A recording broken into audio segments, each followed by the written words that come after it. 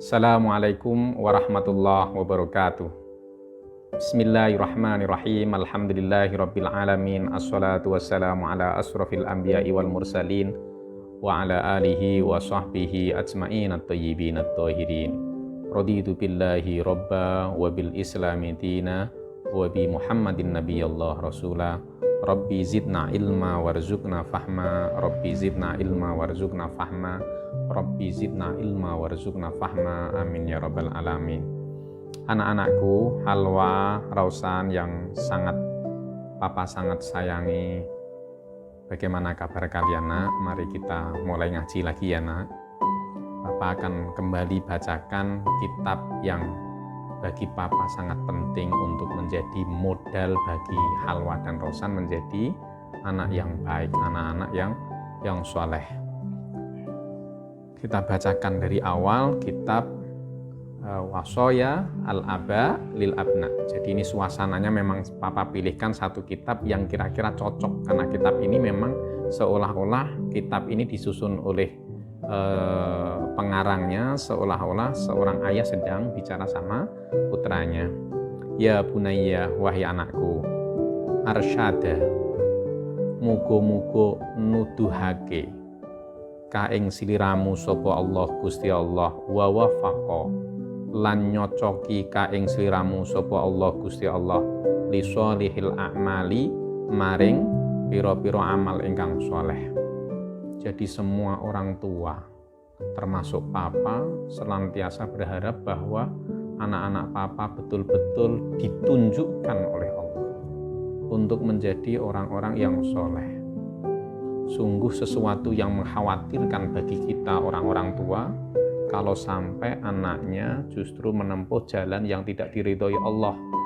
Kalau sampai anak tidak menempuh jalan yang diridhoi Allah, maka anak itu berada dalam kehancuran di dunia dan kehancuran di akhirat. Kalau anak berada dalam kehancuran dunia akhirat pun juga orang tua akan merasa orang yang pertama merasakan imbasnya adalah orang tua.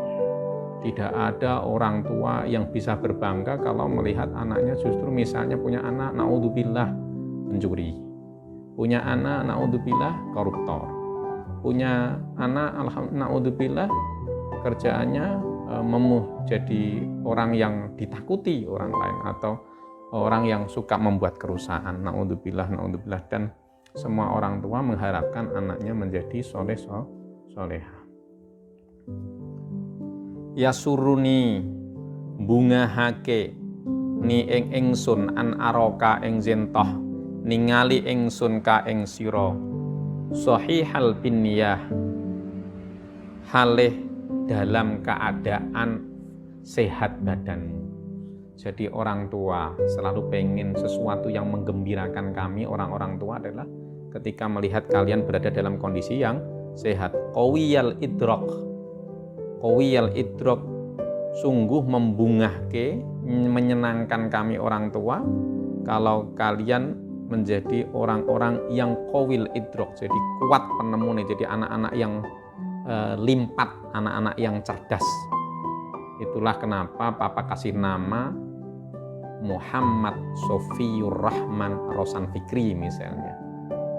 Jadi Muhammad itu selalu adalah orang yang terpuji, yang kita mengikuti Rasulullah.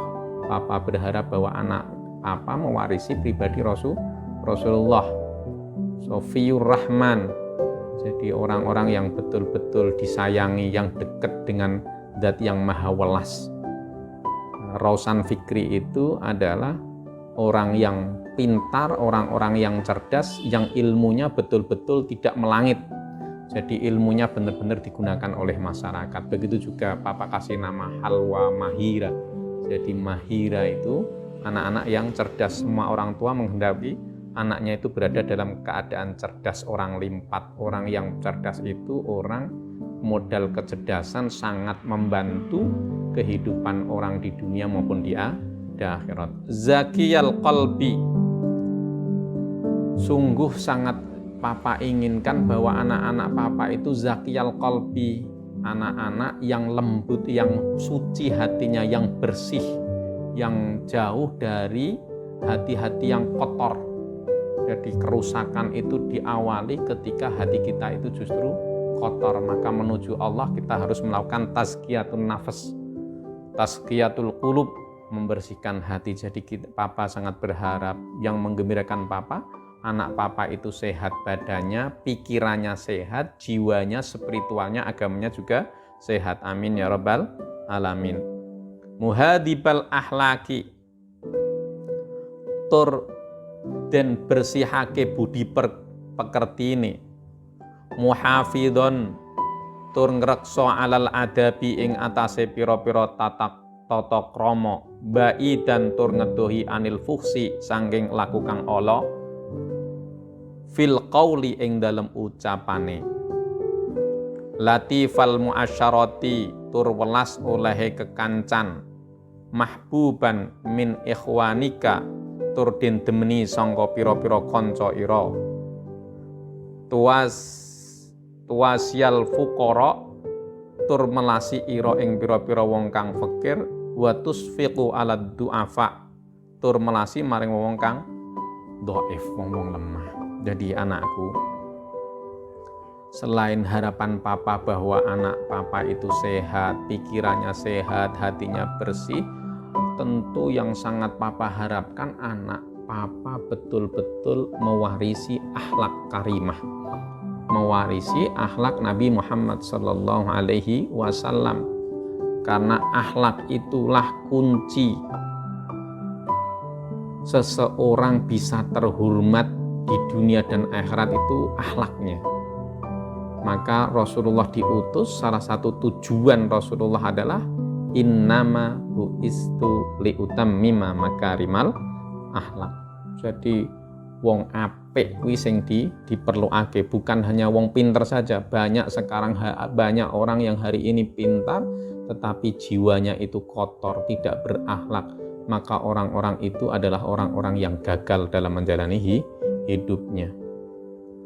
Nah, tanda-tanda orang yang beradab, orang yang berakhlak itu adalah orang-orang yang mau menjauhi perkara-perkara yang tidak baik. Perkara-perkara yang tidak baik.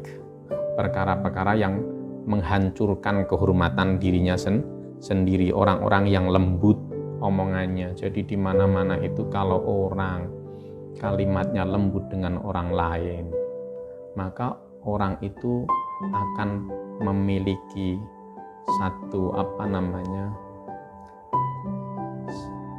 memiliki satu frekuensi yang menarik, satu magnet yang membuat orang lain mendekat. Jadi Rasulullah, Allah Subhanahu wa taala pernah menunjukkan kepada Rasulullah, fabima rahmatim minallah lintalahum. Jadi karena rahmat Allah, Rasulullah dibikin menjadi pribadi yang lembut. Karena kelembutan itu, semua orang kemudian mendekat kepada Rasulullah. Kalau kita menjadi orang yang keras, omongannya kasar, omongannya jorok, dari wajahnya saja tidak jernih, tidak teduh, maka kita akan ditinggalkan oleh manusia. Jadi ba'idun minan nas, menjadi jauh dari manusia. Kalau jauh dari manusia tentu ba'idun minallah.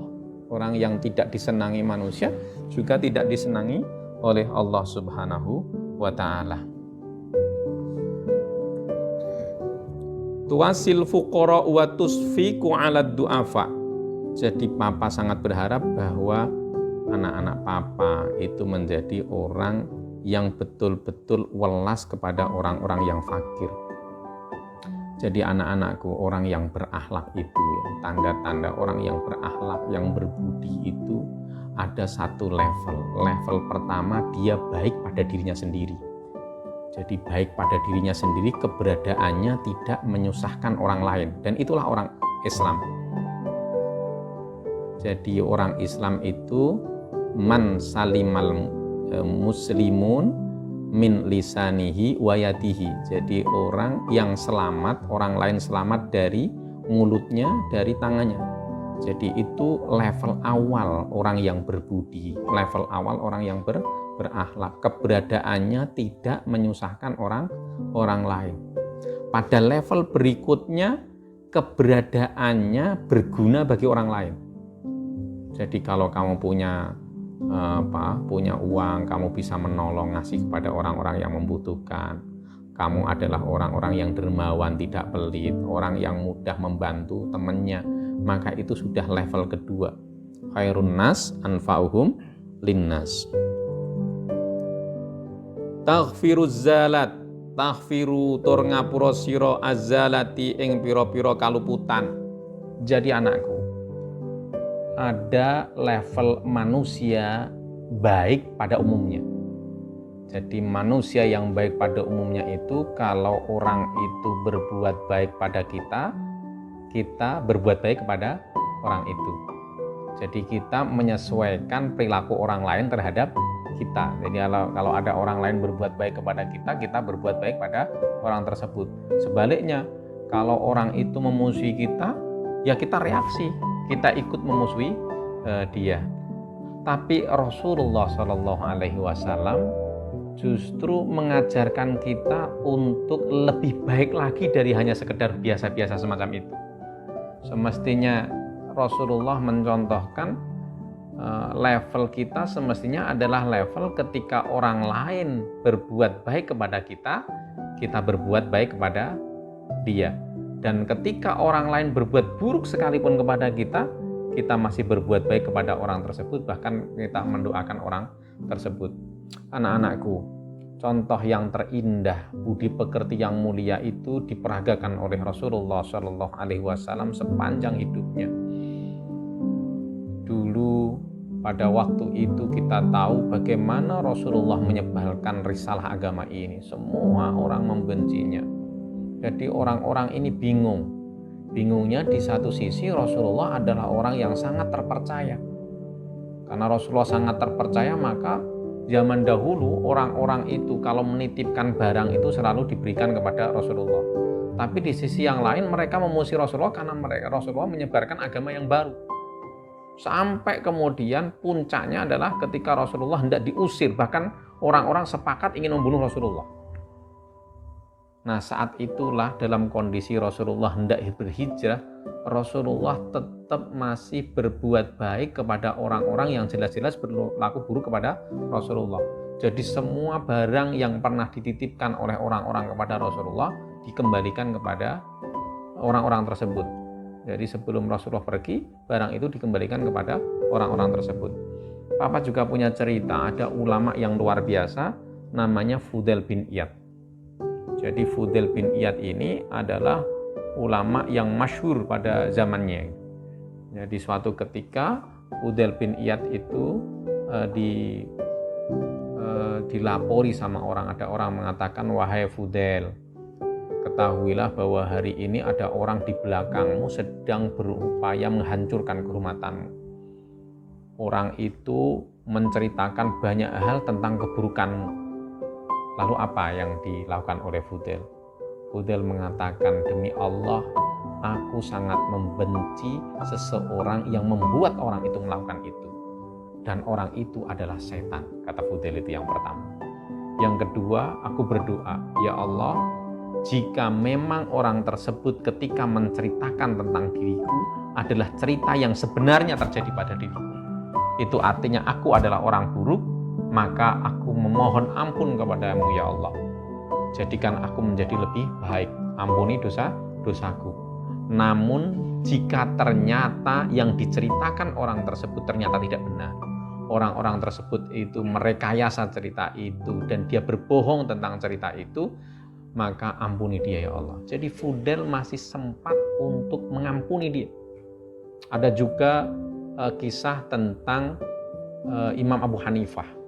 Jadi Imam Abu Hanifah juga pernah diperlakukan sama seperti yang terjadi pada Fudail. Ada orang melapor kepada Imam Abu Hanifah kalau ada orang menjelekkan dirinya.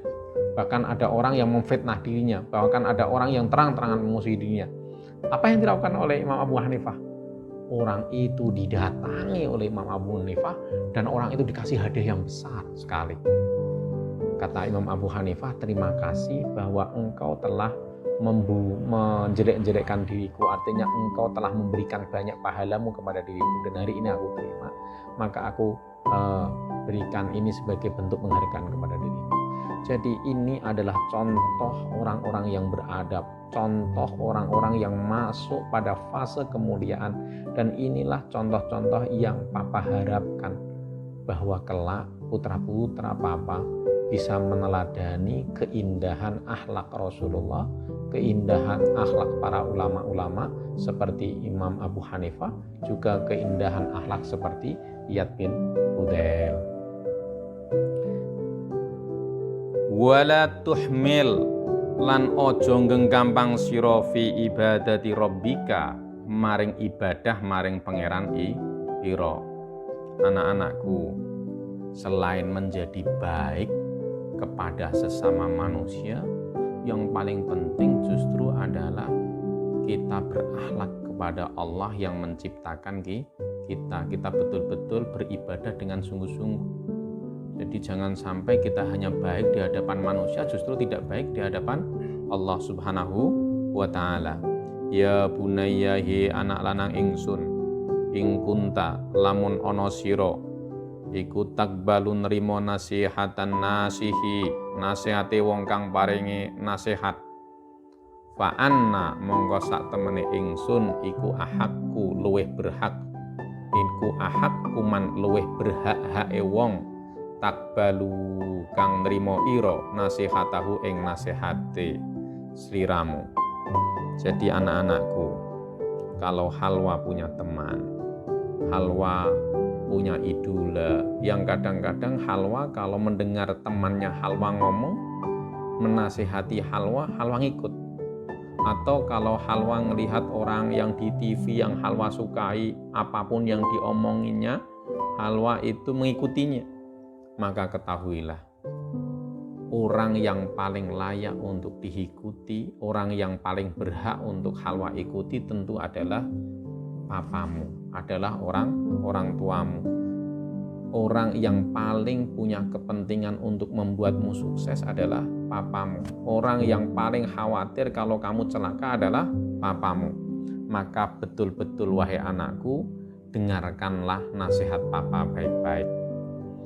Ya bunayya, anakku, ini setuhune ingsun laka maring sliramu ikun nasihun, dadi wong sing paring nasihat, aminun, tur dapat dipercaya. Mana ada orang tua membohongi anaknya. Fakbil mongko nrimo sapa sira ma ing nasihat ulki kang nibaake atau kang nyampeake ing nasihat alaika ing atase sira minan nasaihi sangka pira-pira nasihat. Wa'mal lan nglakono sira maka jalankanlah bihi kelawan ma fi khuduri saat kau berada di hadapan papa, wa bainaka wa baina ikhwanika, atau saat kamu berada bersama teman-temanmu, atau wa bainaka wa baina nafsika, atau saat Halwa Rosan sendiri. Jadi nasihat papa ini tolong dicamkan baik-baik, dijalankan, tidak hanya pada saat ada papa saja. Kadang-kadang ada orang, ada anak manis di depan bapaknya saja, tapi kalau di belakangnya tidak demikian. Kalau sama temannya berubah lagi. Kalau sama bapaknya ada bapak ibunya bertutur lembut, tetapi kalau di luar ternyata berkata kasar. Kalau sama bapaknya jujur, tapi kalau sama orang lain pembohong. Jangan seperti itu anakku. Karena kebohongan, kelembutan itu yang akan menjadi perhiasanmu, yang akan membuat kamu berharga di hadapan manusia. Ada orang merasa bahwa yang membuat orang lain berharga adalah karena orang itu kaya. Memang kita temukan di beberapa daerah atau di rumah kita, di sekeliling kita, orang-orang yang kaya biasanya dihormati orang. Tetapi kalau orang kaya yang dihormati itu ternyata belakangan diketahui akhlaknya bejat, jahat sama orang lain, suka mabuk-mabukan, nggak sholat, nyusahin orang lain, maka orang kaya pun akan ditinggalkan orang. Ada yang katanya kehormatan itu karena jabatan. misalnya menjadi Pak Camat, menjadi wali kota, menjadi apa? Menjadi gubernur, menjadi presiden. Kalau presiden ternyata jahat, maka orang lain juga tidak melihat kehormatan pada dirinya. Jadi kalau begitu, kehormatan yang paling utama pada diri manusia adalah akhlak, ya, perilaku baik. Maka para ulama dulu mengatakan al-adab qoblal ilmi. Jadi adab itu mendahului aktivitas belajar. Maka para ulama-ulama dulu kalau berguru kepada guru mereka, yang dilihat dulu adalah pelajaran adabnya, pelajaran moralnya. Orang bisa diikuti orang lain kalau orang itu memang baik, ngayomi sama orang lain. Sebaliknya, kalau orang itu tidak baik, meskipun dia pintar, meskipun dia punya jabatan tinggi, tapi dia tidak punya akhlak yang mulia, maka orang itu akan dijauhi oleh manusia.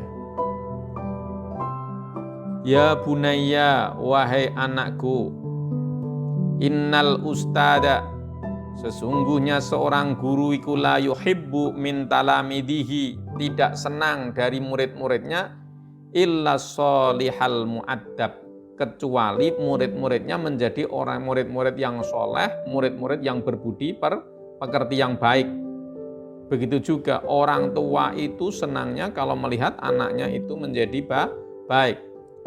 Fahal yasurruka, mongko ana toh bungahake ka ing sira ayyakuna ing zentoh ana sapa ustaduka guru ira wa murabbika lan ya murabbi ira iku ghaira radin angka, tidak redo pada dirimu. Seorang guru itu senangnya melihat muridnya baik. Seorang papa senangnya melihat anaknya baik. Terus pertanyaannya, apakah kamu pengen membuat bapakmu marah? Apa pengen kamu membuat bapakmu sedih, kecewa? Apa pengen kamu membuat ibumu tidak redho padanimu? Ya bunayya, hei anakku, ini sesungguhnya ingsun, sak temene ingsun iku uhibbu demen laka maring sira al khaira ing kebagusan. Anakku, sesungguhnya aku menyukaimu kalau aku menyukai kebaikan terjadi pada dirimu. Nah, gitu. Wahai anakku, sesungguhnya sebagai orang tua aku menyukai hal-hal yang baik terjadi pada dirimu.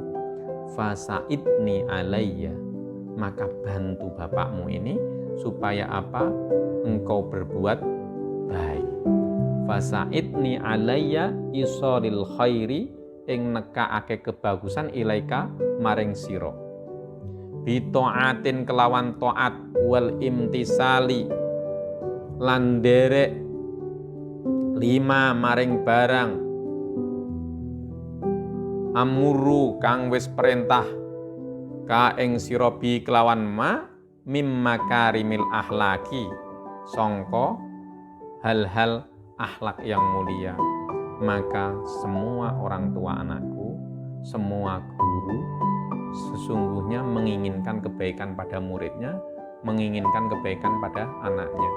Maka bantulah kami, bantulah papamu, bantulah ibumu, bantulah kakekmu, bantulah nenekmu, bantulah keluargamu untuk kau tidak mempermalukan mereka, kau berlaku hal yang buruk.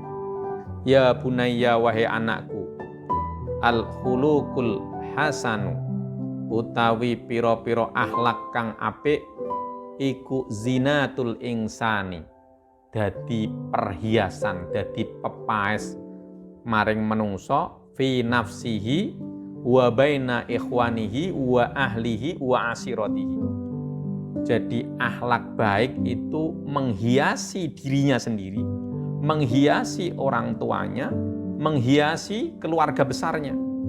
Kalau ada orang soleh ditanya, orang kok lembutnya kayak gini, bagusnya kayak gini, baiknya kayak gini, ki bapake sopo?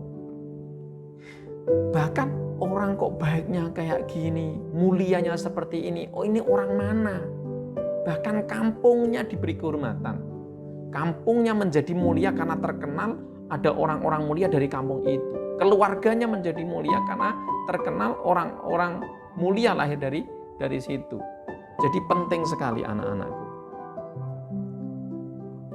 Fakun mongko dadya sira hasanal khuluqi wong kang bagus budi pekertine, yahtarim mongko bakal mulyaake ka ing sira sapa annasu menungso wa yuhibbuka lan bakal tresno ka ing sira sapa annas.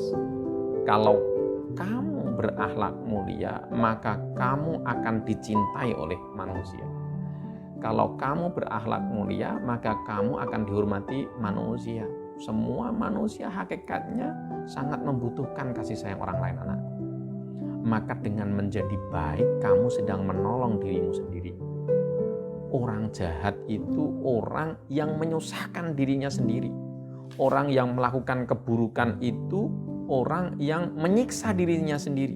Maka Rasulullah pernah mengatakan, al-birru husnul khuluq wal ismu mahaka fi sadrika wa karihta ayatalla'a alaihin nas. Jadi ingat-ingat dawuhi Rasulullah ini, al-birru, jadi perbuatan yang baik itu adalah perbuatan yang husnul khuluq, perbuatan yang baik budi pekertinya, yang budi pekerti itu mendatangkan ketenangan siapapun yang menjalankannya. Kalau kamu berbuat baik, maka kamu itu senang.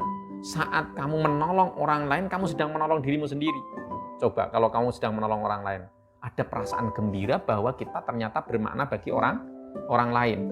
Tetapi sebaliknya, wal ismu, kalau kamu berbuat dosa, berbuat buruk, itu mahaka fi sadrika, sesuatu yang menggetarkan hatimu, sesuatu yang membuat kamu tidak tenang. Bahkan kalau sesuatu itu diketahui orang lain, kamu pucat sedemikian rupa, kamu malu sedemikian rupa. Jadi jangan pernah melakukan satu tindakan yang membuat penyesalan seumur hidupmu. Jadi banyak orang hari ini, misalnya besok kalau halwa tua, tiba-tiba koruptor. Diketahui orang, masuk penjara. Yang malu tidak hanya dirinya, keluarganya, kakaknya, adiknya. Seluruh kampungnya itu malu. Karena punya bagian dari orang-orang. Jadi mahaka, jadi dosa, kesalahan itu adalah sesuatu yang menyiksa dirimu sendiri. Sesuatu yang menggerakkan dirimu, sesuatu yang membuat kamu pedih, sesuatu yang menghantam jiwamu. Jadi jangan pernah bermain-main untuk melaksanakan sesuatu itu.